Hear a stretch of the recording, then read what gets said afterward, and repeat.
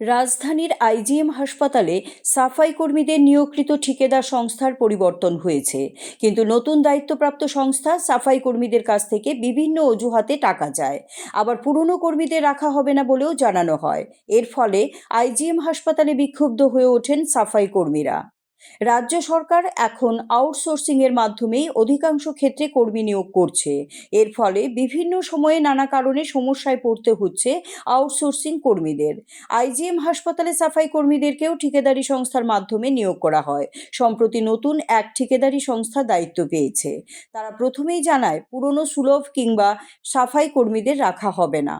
অনেকের কাছে form fill up সহ নানা অজুহাতে টাকা চাওয়া হয়। তাতেই ক্ষুব্ধ হয়ে ওঠেন পুরনো সুলভ কর্মীরা। খবর পেয়ে ছুটে আসেন বিএমএস নেতৃত্ব। শেষ পর্যন্ত সিদ্ধান্ত হয় পুরনোদের কাউকেই ছাঁটাই করা হবে না। অন্যান্য সমস্যাগুলো নিয়ে ত্রিপাক্ষিক বৈঠক হবে। এদিকে সাফাই কর্মীদের আন্দোলনের ফলে এদিন পরিষেবা ব্যাহত হয়। পুরনো সাফাই কর্মীদের বক্তব্য, প্রায় 15 থেকে 20 বছর ধরে তারা কাজ করছেন, তাদের কোনোভাবেই ছাঁটাই করা যাবে না। নতুন সাফাই কর্মী নিয়োগ হোক, তাতে আপত্তি নেই, কিন্তু পুরনোদের ছাঁটাই করা চলবে না। সমস্ত সুযোগ সুবিধাও অব্যাহত রাখতে হবে। শেষ পর্যন্ত বিএমএস এর হস্তক্ষেপে পুরনোদের ছাঁটাই না করার প্রতিশ্রুতি দিলে স্বাভাবিক হয় পরিস্থিতি। ঘটনা হয়েছে আমরা এখন যে নতুন কোম্পানি হয়েছে, এই নতুন কোম্পানি আমরা লোক কোনো যোগাযোগ নাই। তারা যাবত 15 দিন ধরে না আইতেছে যাইতেছে, তারা আমরা লোক দেখা সাক্ষাৎ করে না, তারা কিচ্ছু করে না। আমরা করতেছি যে আমরা যে মালিকে কন্ট্যাক্ট নিছে এই মালিক এসে আমরা লোক দেখা সাক্ষাৎ করুক, দেখা সাক্ষাৎ করে আমরা বুঝাই আমরা একটু পরে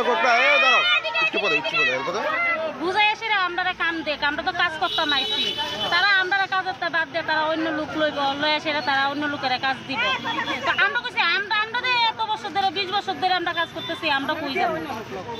তারা পিকনিক দেখে লোক লইব, দেখে বিকেট দেখে লোক লইব।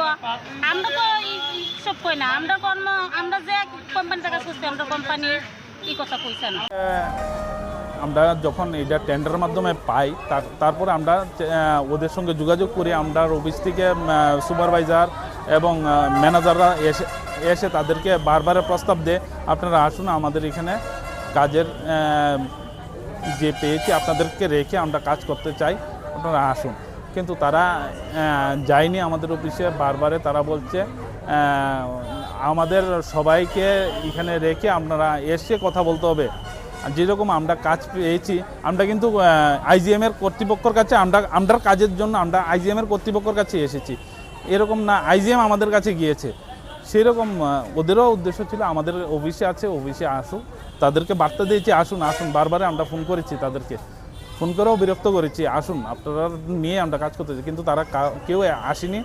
এবং দীর্ঘদিন ধরে আমরা রিকোয়েস্ট করার পরে না আসা, আজকে আমরা যখন আমরা কিছু লোক নতুন রিক্রুটমেন্ট করে, আমরা তো কাজ আজকের থেকে, যেহেতু আজকে 1 তারিখ থেকে জয়েনিং, আমরা বিভিন্ন সেক্টর থেকে আমরা রিক্রুটমেন্ট করে আমরা যখন আজকে সকালবেলা আসার জন্য এখানে আসি, তখন দেখা যায় গেটের মধ্যে প্রচণ্ডভাবে হইগুল্লা চলছে এবং আমাদের কোনো স্টাফকে ঢুকতে দিচ্ছে না।